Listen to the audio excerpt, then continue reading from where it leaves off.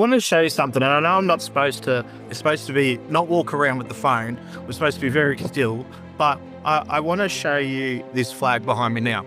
See this flag here? That flag was with me in Afghanistan. That flag I take in every office, everywhere I go. That's important because it means something to me. It means the people that paid the ultimate sacrifice sit above me in my office, so I can now look at that and go, you know what? Hard decisions need to be made. Tough things need to happen. This is the flag that we fought under.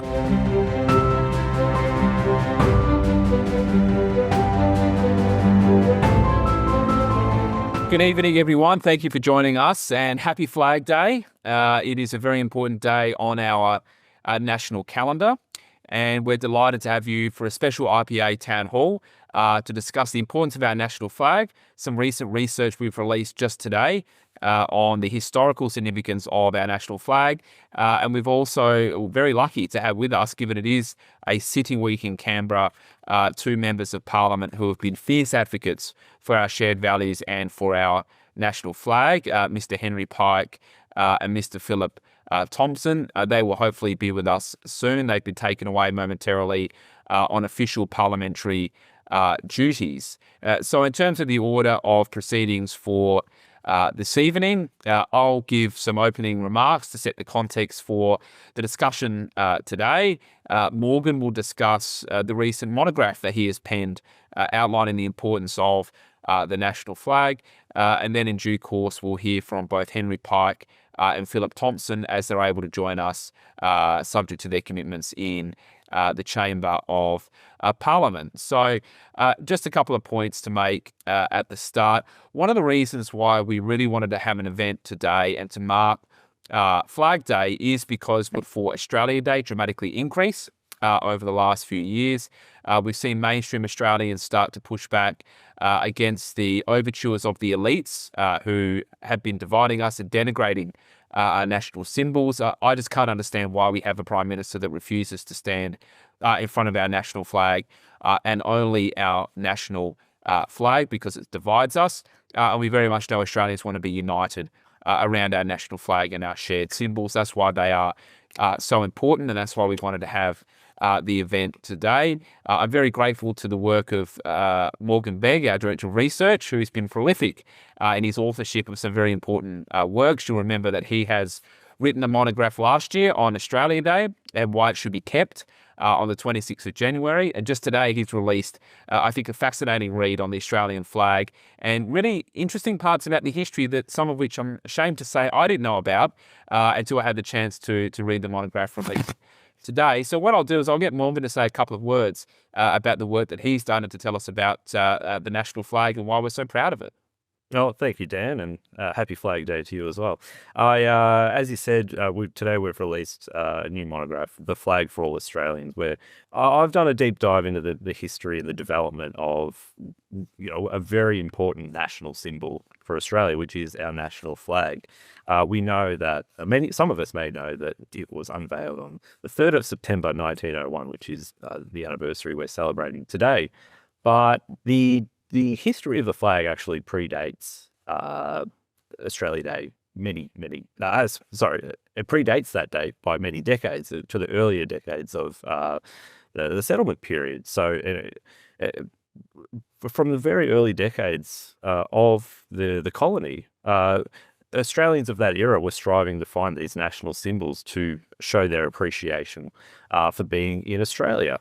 And so the Bowman family in the 1810s developed a banner from their own family cloth to celebrate the Battle of Trafalgar, but they put Australian symbols in it. The national colonial flag in the 1820s, it shows the earliest symbols and concepts that find their way into the Australian flag. And some of the things, and what I really found noteworthy is, and I know we're about to be joined. Shall we go to the guest, Dan? Yeah, we will go to the guest. Sorry to cut you off there, but I've just got a notification that Mr. Henry Pike has joined us. So just for a brief introduction for Mr. Pike, as many of you will know, Henry Pike is the member for Bowman, where he was elected in 2022.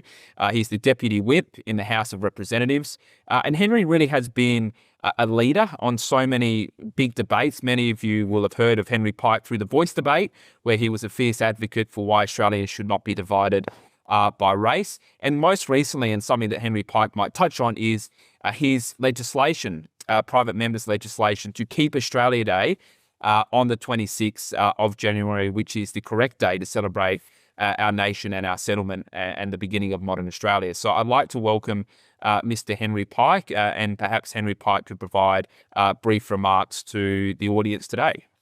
Apologies for the delay. We've had a division here in the House of Representatives, a very late one. Typically they finish at 6:30, but this one seemed to sneak past that point in time, so apologies for your audience. Really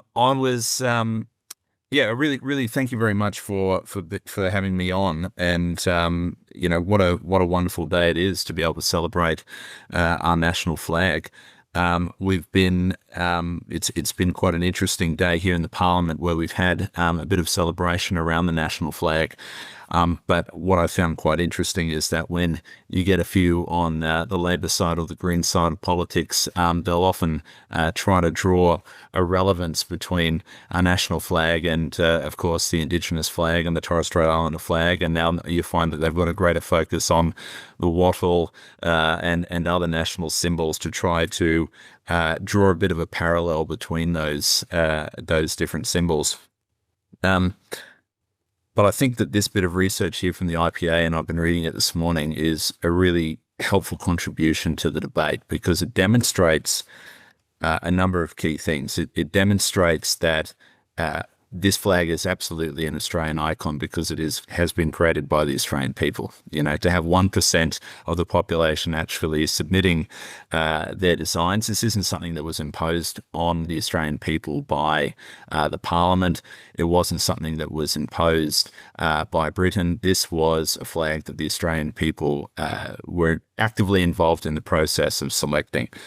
And I think it's really critical when you reflect back on the amendments that the Howard government made to the Flags Act back in the late 90s, where they introduced an amendment to basically say, if we're going to ever change the flag, it's got to be through a national plebiscite. And the current Australian flag, which I see proudly on your desks and sits behind me today, would have to be one of those options. And we saw, of course, in the New Zealand example, where they did hold a national plebiscite, and the current New Zealand flag was the one that won out.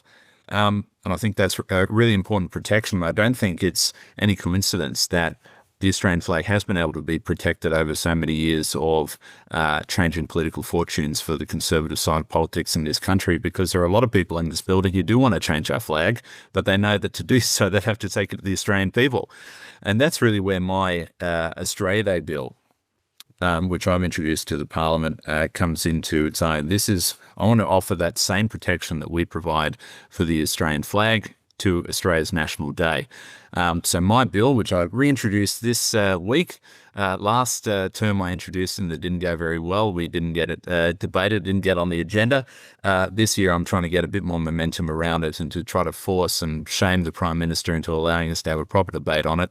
My bill will provide a legislative protection, a legislative acknowledgement of Australia Day to begin with, and then secondly, that same protection that we have for our flag. So if any future government decides that they want to be brave enough to try to change the Australian flag or change the Australian National Day, that they'd have to take that to a plebiscite. So that's what I'm championing at the moment.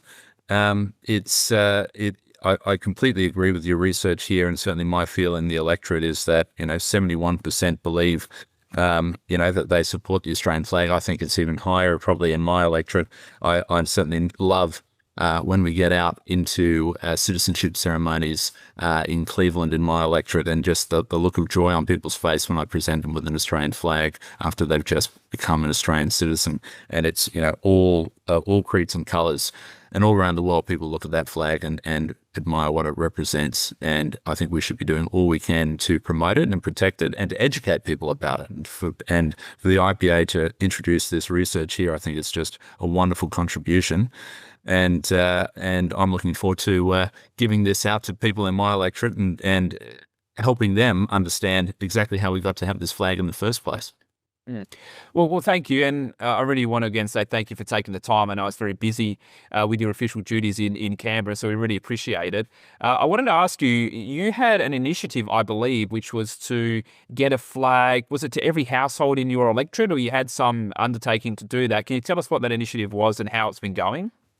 Absolutely, Dan. I had a program we called Operation Flag Bearer. And this was my attempt in January each year when people were at their most patriotic, loving cricket and summer and everything that's great about Australia and leading up to Australia Day, to try to get as many Australian flags as I could in my electorate. I would love to be able to provide every constituent with a flag, but we do have financial constraints. But I do have a number of locals who generously support my efforts to try to boost the number of flags flying. So the first year, we gave out flag poles that you could affix to a building. So it would come out at 45 degrees, if you can think of that sort of iconic American picture of, how they like to fly their flags off their homes in America. And we were absolutely overwhelmed by people wanting to have one of these. We had about 5,000 people in my electorate apply. Wow. And electorate of about the size of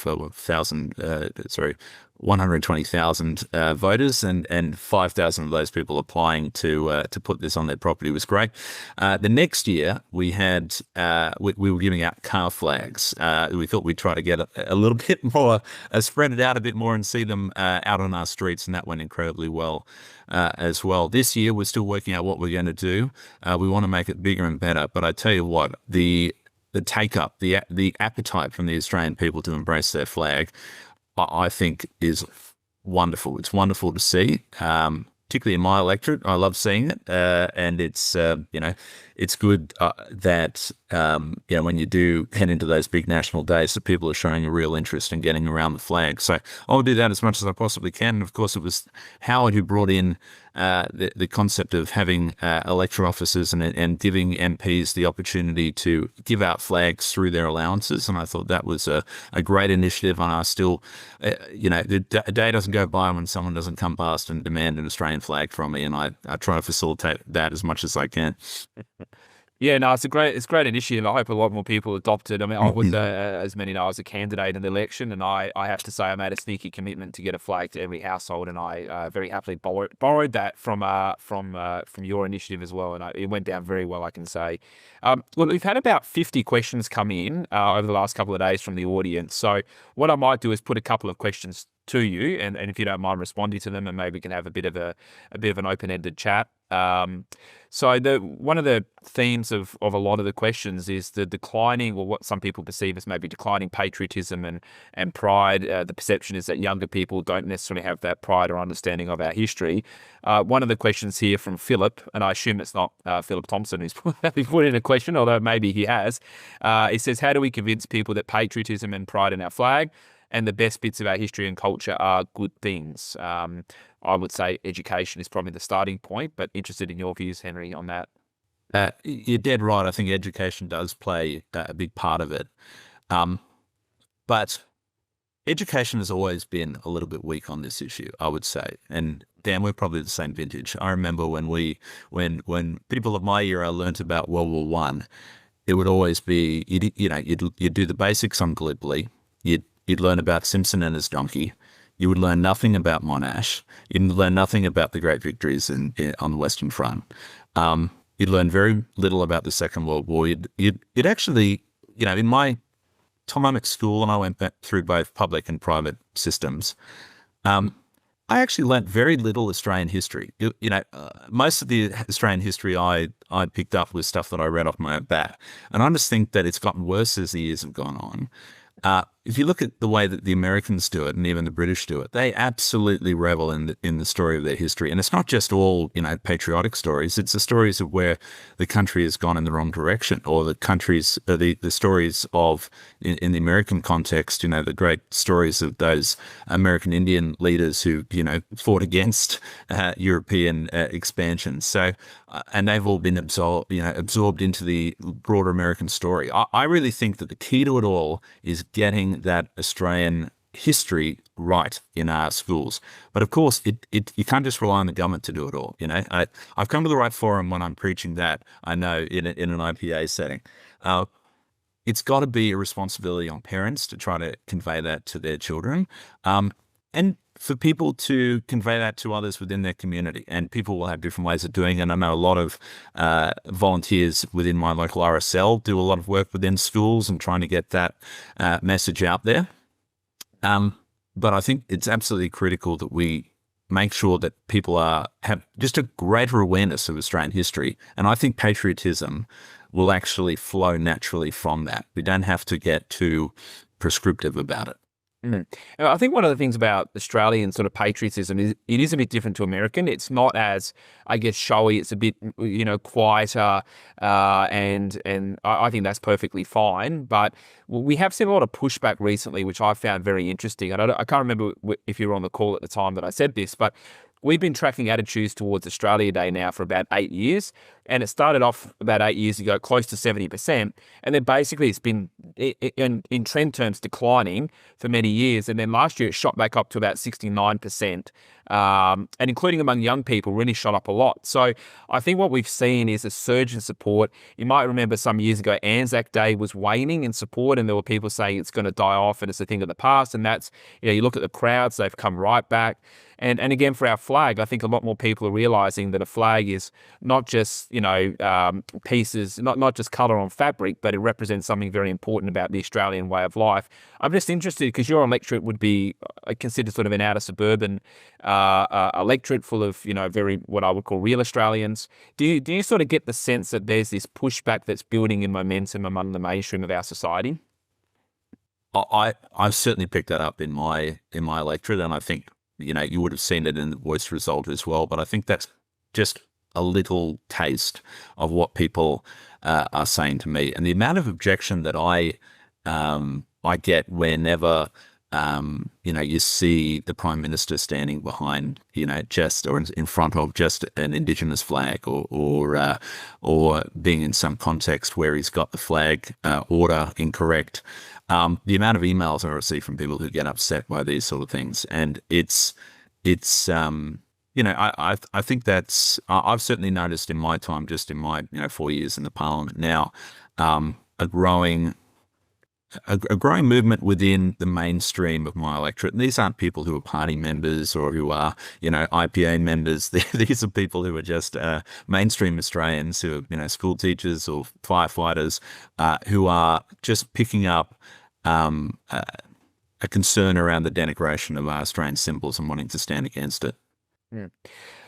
So I've got Morgan Begg, who's Director of Research here as well. He's the author of this very fine monograph. So I think Morgan wanted to ask a couple of questions. Well, I just wanted to add a comment, onto the end of that question, because I think it's the education and the roles of parents are very important.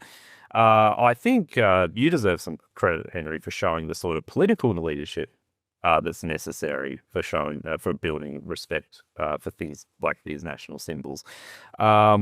It sends a signal when the Prime Minister refuses to stand in front of the flag, or to treat other flags as being equivalent to the national flag. That sends a signal, and it tells people that, okay, so if I'm talking about, well, there's only one national flag, then I'm sort of outside the acceptable bounds of public life.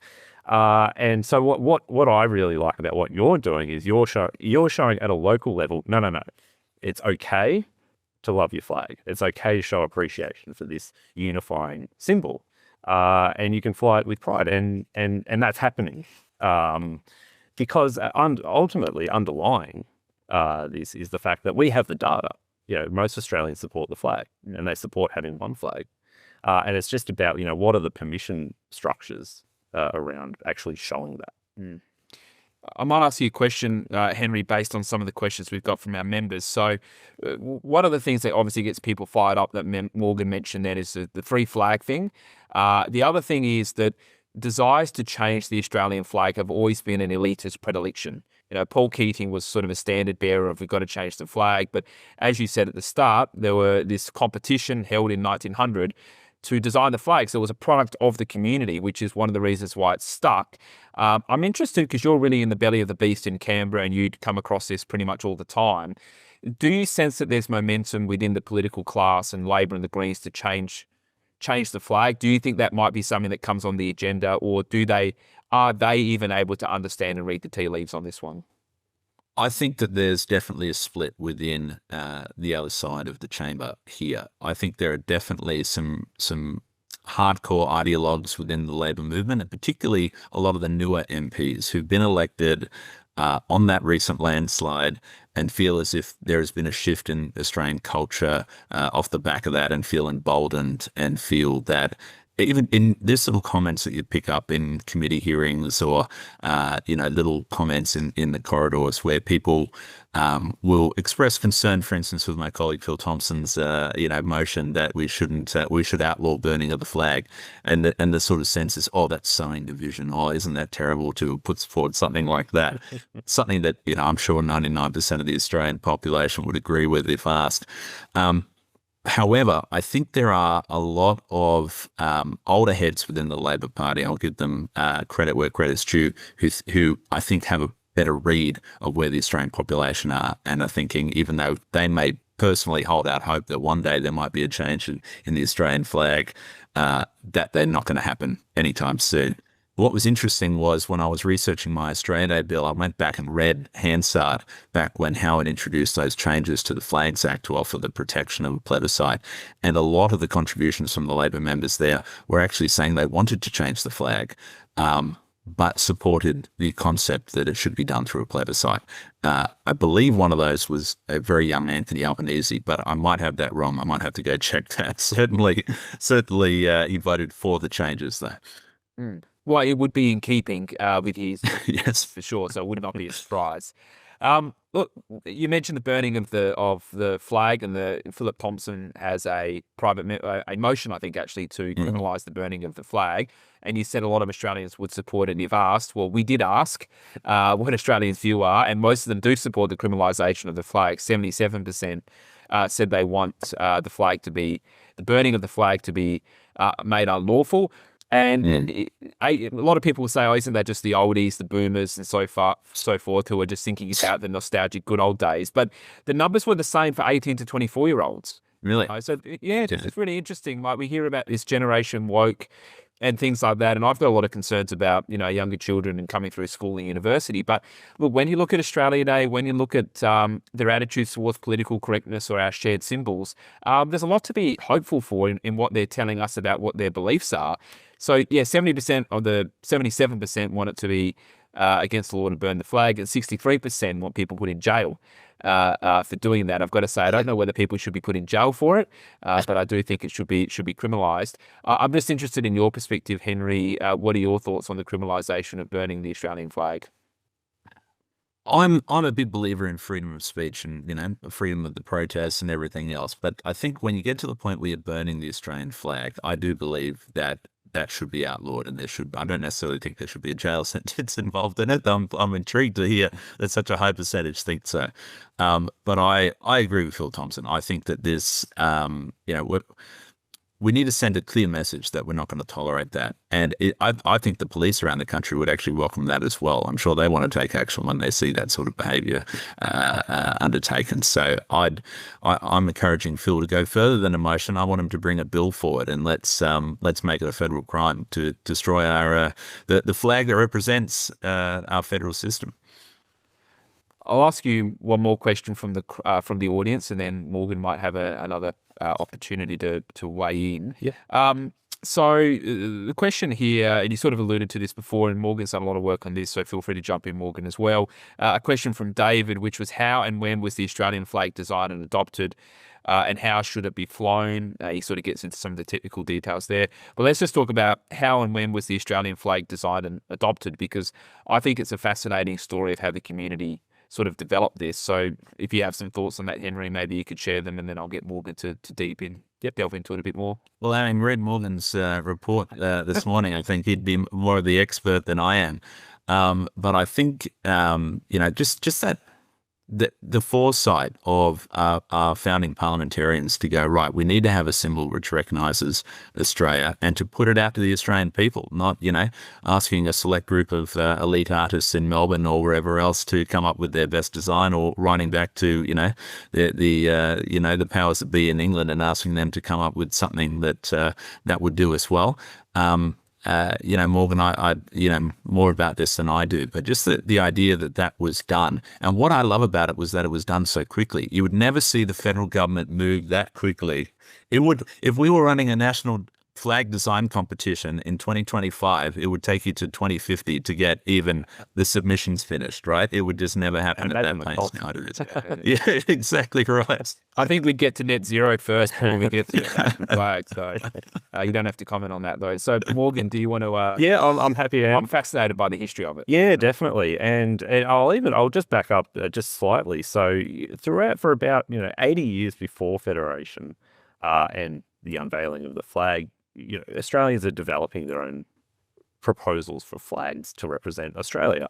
And what's notable about it is that, like the competition in 1901, these symbols always came from the community. They were never mandated from the imperial authorities or even the colonial administrations. It was always from the community. So, and it's interesting that despite how decentralized the entire process was in all that time, and I've printed them out if they can be shown. But what's interesting is that there's a stunning level of consistency with the design over the period. So you see, and in particular, the Union Jack in the corner and the use of the Southern Cross constellation, and that's just recurring over and over. And then you get to the Federation period. And in 1900, the Evening Herald, which was a precursor to the Herald Sun in Melbourne, launches their competition for a flag to readers, and that starts to be a success. And then what happens is there's another journal starts its competition, the Review of Reviews, because they were unhappy with the Evening Herald's competition, which imposed conditions on the design. And in the Review of the Reviews, they say, no, but there shouldn't be any limitation on design. This should be completely open to the artistic tastes of the people submitting. And then the new Commonwealth government in 1901, they jump on board. They sort of take over the competition in a way. They merge their competition with the Review of Reviews. 30,000 submissions later, and you find 5 submissions were pretty much identical, and that's the one we've ended up with today. But it's always come from the people. Well, not only did it come from the people, it was market-led by the sounds of that. It was exactly even better. You're right. Well, I'm very happy to say that we have Mr. Phillip Thompson, MP, with us at the moment. So thank you very much, Phillip, for joining us. Now, many of you will know that Phillip Thompson is the Shadow Assistant Minister for Defence. He is the member for Herbert, which is in North Queensland, centred around Townsville. And of course, Phillip Thompson served in our military from 2006 to 2011. He was awarded a Dutch Commander's Commendation, appointed an Anzac of the Year in 2016, and my favourite, he was appointed a Great Australian in 2017. So it's really wonderful to have Phillip Thompson with us. And as I just mentioned a moment ago, it's Phillip who has introduced a motion into Parliament to criminalise the burning of the Australian flag. So we're very grateful that Phillip has taken the time to join us with his busy duties in Parliament, and even more grateful of the leadership that Phillip has provided on this matter and many other important matters to Australia's future. So, Phillip, thank you for being with us, and perhaps you could provide a opening remarks and share your thoughts on what's happening with the flag. Excellent, and thank you so much for having me. I do appreciate it. I do apologise for running a bit late. We were actually in the chamber debating Defence Honours and Awards, where the Labor government wants to have a 20-year, a 20-year kind of time frame. Any day after that, no one could be awarded a Victoria Cross or a Medal of Gallantry. So Teddy Sheehan and the like wouldn't have been able to be posthumously awarded a VC, which I think is disgraceful that this government's putting it through. So I I take the flag very seriously, and um, I served, in the ADF. I had the Australian flag on my shoulder. So did many. So did every Australian Defence Force member. I served on the battlefield under its colours. Friends of mine that have been killed in battle, who've died in training or succumbed to their war within, had their coffins draped in the Australian national flag.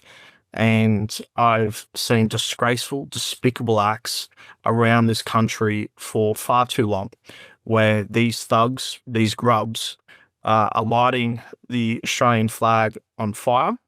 They are desecrating every serviceman and woman who has served underneath it. I am extremely patriotic, and I just went, this is no more. This can't happen. What kind of country are we creating for my children who will watch the TV and see masks being worn by these grubs that will light the flag on fire? Because it's not just a bit of cloth. It's not just a bit of fabric.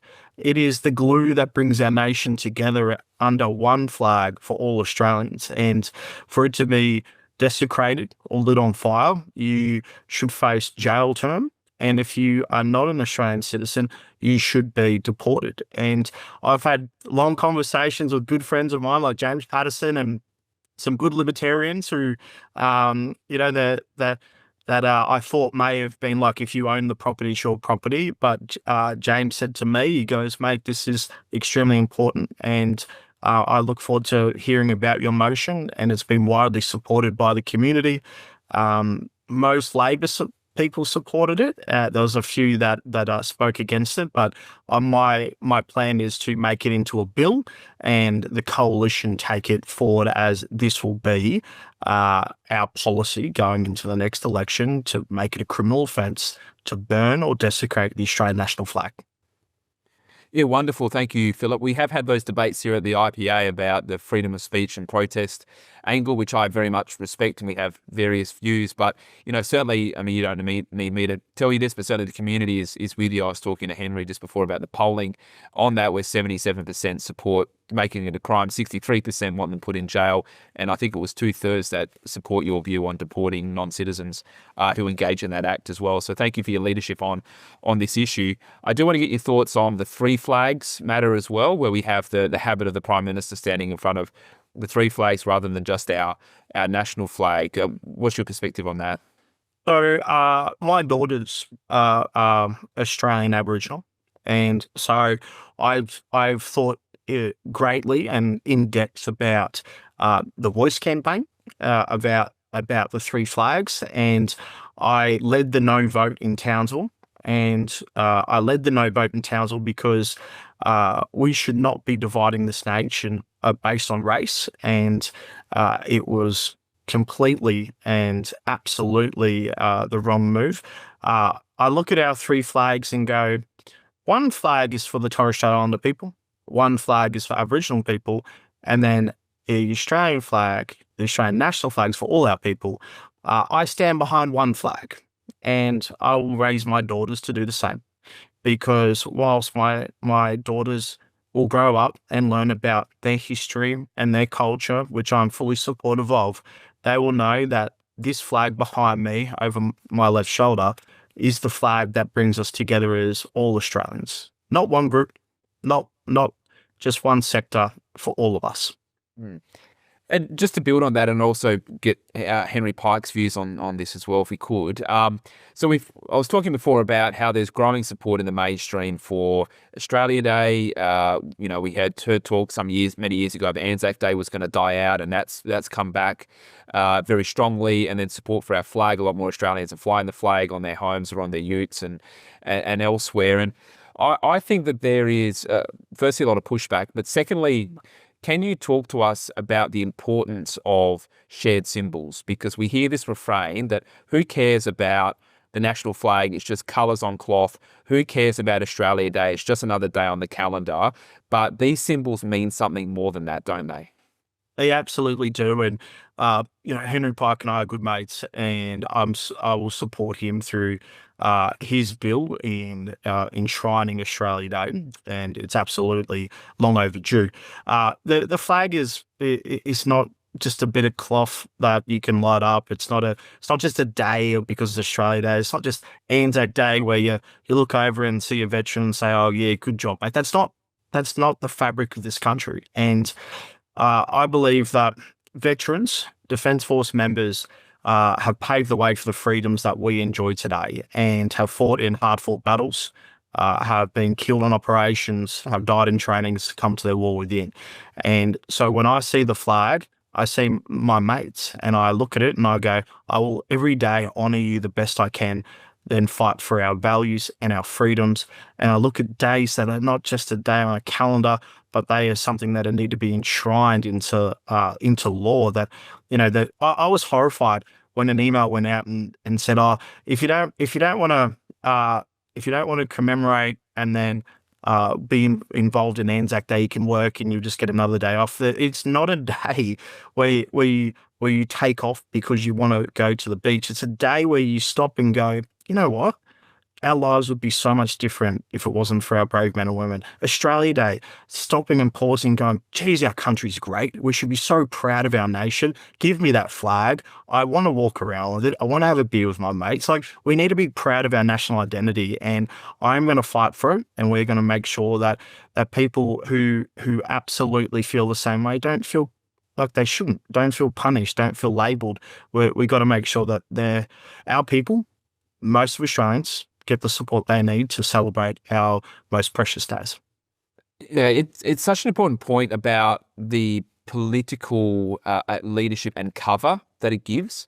And this was something that happened in The Voice, where we all had this experience where you're at a barbecue or something and the topic comes up, and then someone says, well, what's the deal with this voice thing? And you're not sure who should say I'm voting no first.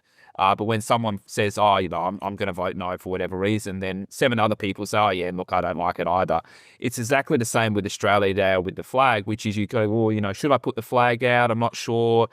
Should I actually say I love Australia Day or not? So what both of you are doing that's so important, and maybe because you spend a lot of time in Canberra, maybe you don't always get this feedback, but I can tell you it's critically important, which is you're giving a permission structure for people to feel okay about it. And because we know one of the biggest threats that we face is that mainstream Australians are a majority. There's far more who share our views and values than who do not, but they are put upon by the elites in our society, whether it's political elites, education, civic society, you're sitting in church or place of faith. And sometimes you sit there thinking you're the only one.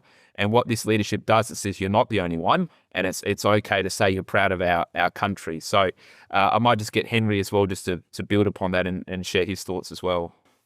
No, absolutely, Dan. But I'm concerned that you're attending barbecues where there were potential yes voters. I'm very concerned about that. We're to the IPA. Very good. No, I completely agree with you. I think that it is important that politicians provide that sort of leadership and provide that cover for the rest of society. Go, oh well, actually, if a mainstream political party can still wrap their arms around the flag and say we're going to stand by this, then it's it's totally acceptable, and as it should be totally acceptable. And I have noticed that, and that's one thing that I think was a positive benefit from the referendum, that there's a lot more people now willing to say that because they realise that they're not in the minority. They've been told by elites and academics and their HR departments at work that everything they think is now backward, and where the society's moving on, leaving you behind.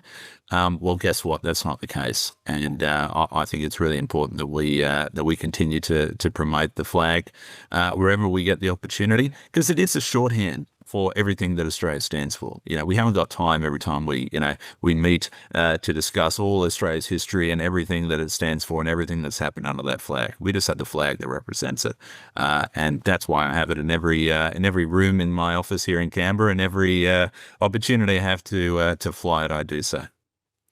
Yeah, excellent. I know both of you are under the pump with time. Do you have more time for a couple more questions, or do you need to head on? Yeah, mate. Of course. No, I should. Yeah, there we go.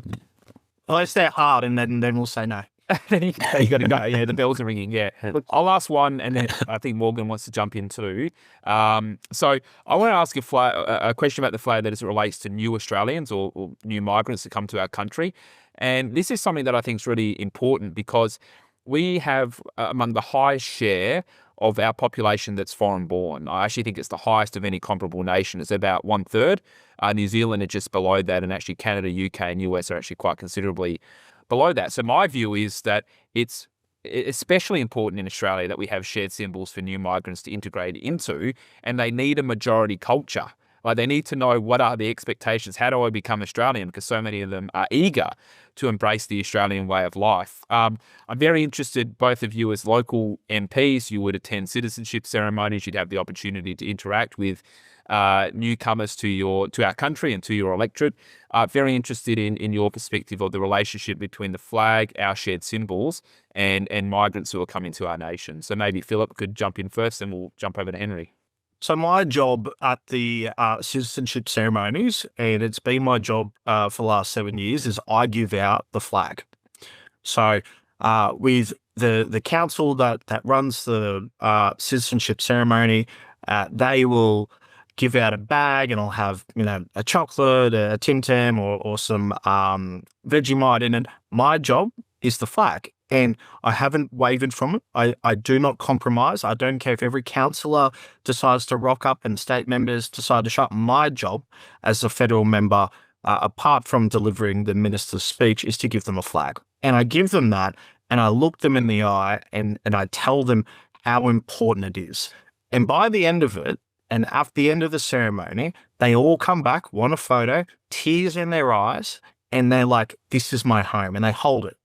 And I've absolute agreement in, we have too much immigration happening at the moment. I absolutely agree. The issue is, it's not the people that are coming's fault. It's the government that has allowed this to happen. So the people who come here, want to live here, I'm hoping love this nation. I'm from Townsville. I've got 2 suits, and I'm wearing one of them, right? So I got tattoos down my arms. I'm not from a political staff kind of elite. I do things a bit different. But when I speak to people that are becoming citizens, I look them in the eye and say, "This is your flag." And they look back with tears in theirs, and their kids are so excited. And I'm like, "These are our people, and we're going to make good Australians out of them." Yeah, wonderful. Thank you. Henry, your perspective on that? He's got more suits, I can tell. I've got a few more suits than Phil, but in Queensland you really get an opportunity to wear them. But I stole that idea off Phil. So at my citizenship ceremonies, I also hand out the Australian flags to people.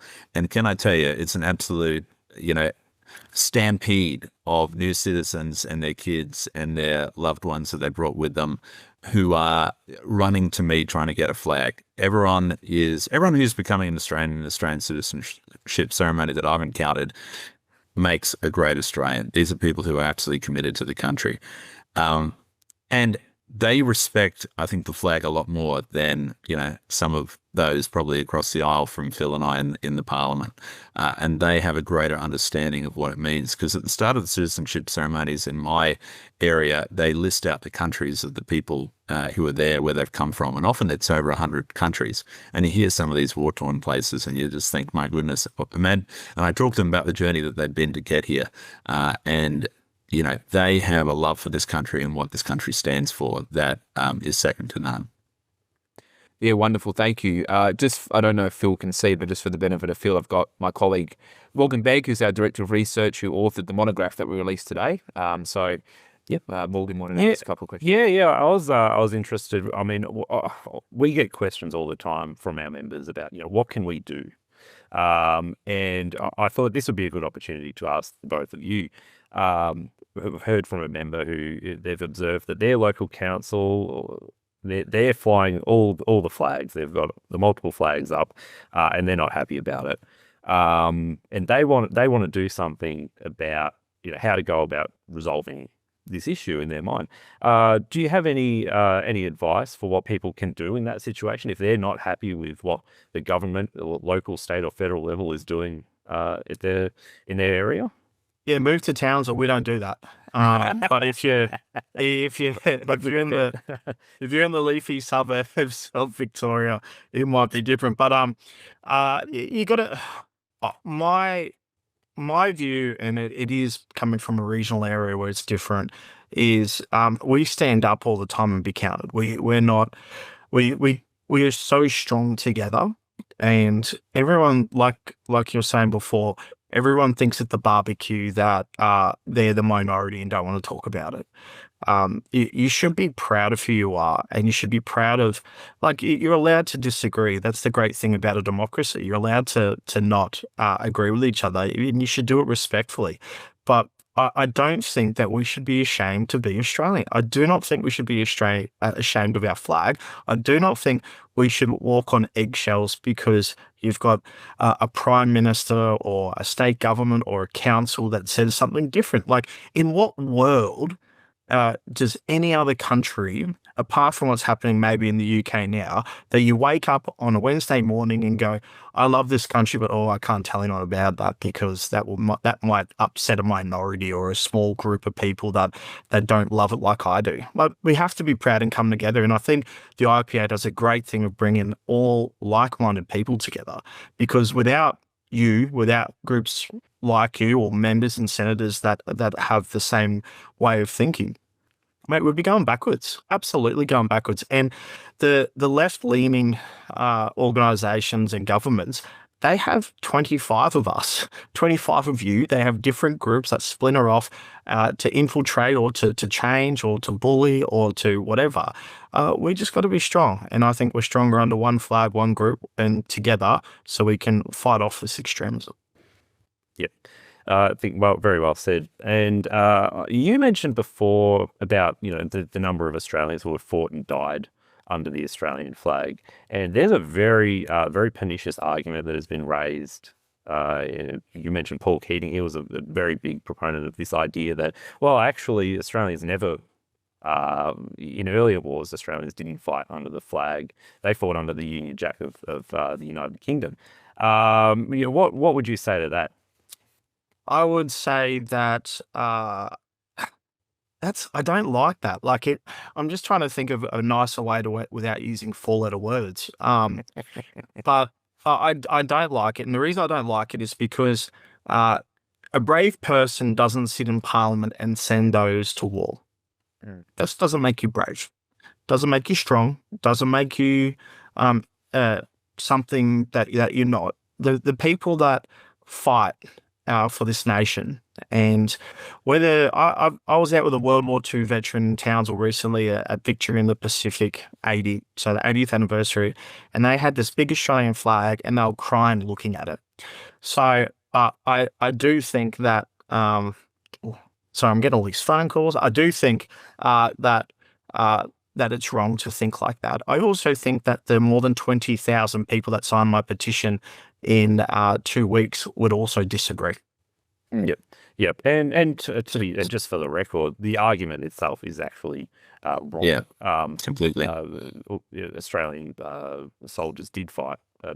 It's quite an interesting story, and I'll refer again to the monograph. But in the Great War, of course, when Australians did go to Europe to fight, they were fighting under unified imperial battalions, and they weren't technically fighting under the Australian flag, but and because it's always been the people's flag, soldiers would take it with them, and they would bring it out on the battlefield.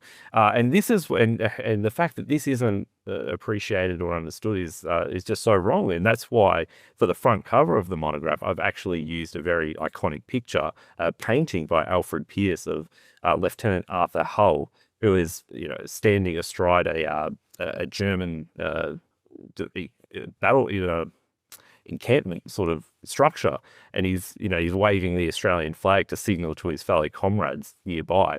And I just think that just sums it up. He wasn't meant to have it, but he took it anyway. I want to show you something, and I know I'm not supposed to. It's supposed to be not walk around with the phone. We're supposed to be very still, but I want to show you this flag behind me now. See this flag here? That flag was with me in Afghanistan. Yep. That flag I take in every office, everywhere I go. That's important because it means something to me. It means the people that paid the ultimate sacrifice sit above me in my office, so I can now look at that and go, you know what? Hard decisions need to be made. tough things need to happen. This is the flag that we fought under. And those kind of comments, and you are absolutely right to say that we've always had the flag and fought under it, and the colours don't run. I just wanted to, like, it means a lot to me, and I know that it's easy to just kind of say, but when I look at it, I get like emotional. I get my heart like gets filled, and I go, you know what? Sitting in Parliament isn't about debating meaningless things. It's about standing up for our people and making sure that we're represented and we're fighting every day. Yeah, wonderful. Thank you. So I think we've got time for probably 2 more questions, if that's okay with both of you. So we've got a question here from Jeanette, and this one is for Henry in relation to Henry's initiative on the 26th of January. Jeanette's asking, how likely is it that it'll pass Parliament? And then I guess the follow on from that is, obviously the government's got the numbers, so it's probably not that likely. But what is the next step on your journey to solidify the 26th of January as our national day? Very good question. Unfortunately, when it comes to private members' bill, they don't have a very high success rate. Because the government controls the legislative agenda and they won't put it on the notice paper unless they approve it. I have written to the Prime Minister and outlined that 50,000 Australians have signed my petition to support this bill, and it keeps growing every day, and each January I get a big spike in that number. But unfortunately, it's unlikely to pass this Parliament. I'll keep doing what I can to build a petition and to write to members. And if I can do a quick plug, if people jump on my website, they can fill out a petition there, which will send an email to their local MP and just build that momentum from a grassroots perspective. I'm very confident we're going to make this coalition policy, and we're going to be able to eventually make it the law of the land.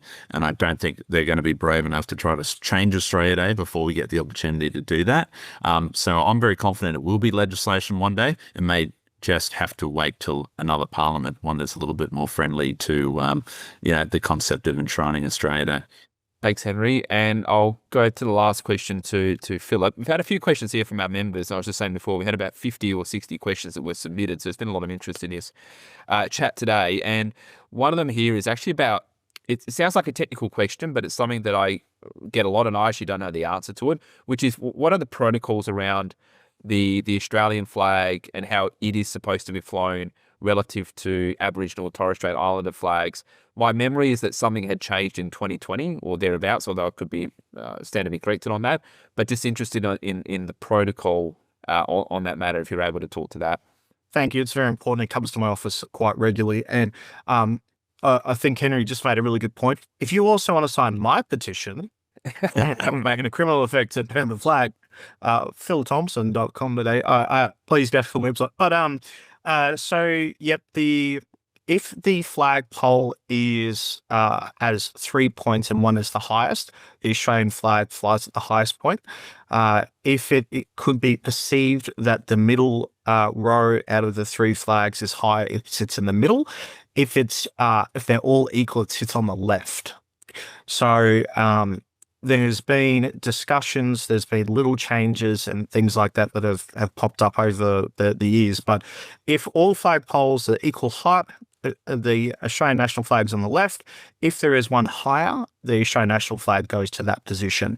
It's very confusing. I believe that if there's 3 flags flown, that there should be a higher flagpole for the Australian national flag.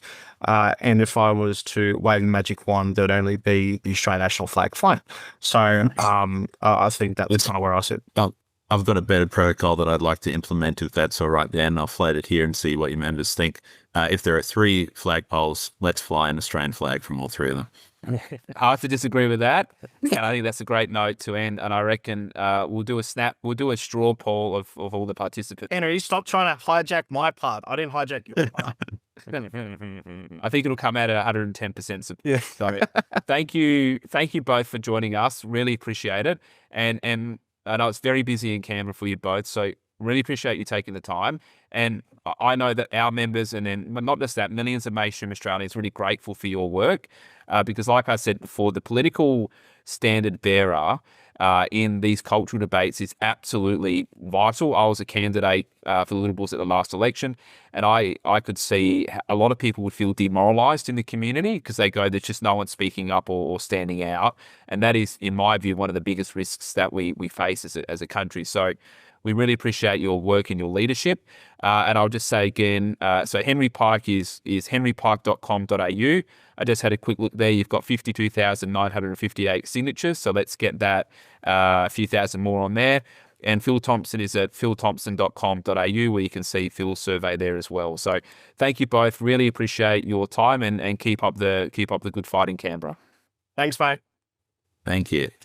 All right. Thank you, everyone. Thank you to all our IPA members for being with us today on Flag Day. So once again, happy Flag Day. Thank you for your support of the work that we do. Morgan's monograph is available on the website. We'll also be sending out a number of hard copies to members who can get in contact. There'll be more information about how you can get Morgan's monograph in due course. So I just wanted to say thank you for your support, for your attendance here today, and enjoy the rest of your evening.